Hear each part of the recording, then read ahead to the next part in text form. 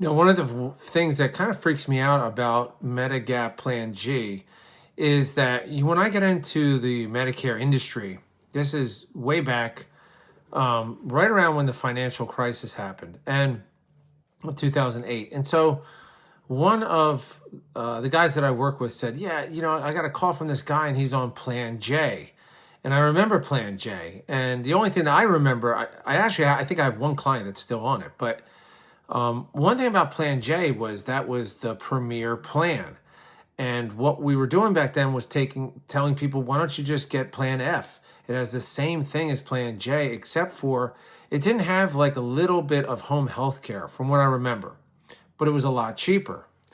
Then for like years, people were getting on the Plan F, and we told them, hey, you should go down to Plan G. And they would say, why? Well, you can save money because there's only one difference, and that is you're going to be paying a small deductible. Back then, I think the deductible was like $125 for the year, from what I remember. So it was so tiny, it was like, wow, I can save a lot of money going on G. Now, the talk of the town is go on Plan N, and you can save money by doing that, because really there's only a few copays that you're going to pay, and it has the same hospital benefits as G and so forth.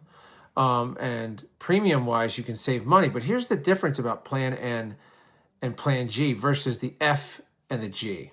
So F and G, they just had that deductible, and that's it. It was a one-time, deductible for the year. Once you paid that, I used to tell people basically your G turns into an F. That's the way that it is. So it was a no-brainer. But with a Plan N, it's not like that. If you have to go to doctors 3-4 times a week and they're charging you up to $20, you could be paying more than if you had a Plan G. And this is the first time since I've been doing Medicare, and I think since most of the people that are in Medicare now have seen this. Another thing that scares me a little bit is we've gone to N. What's after N? Because the plans just from there are all over the place.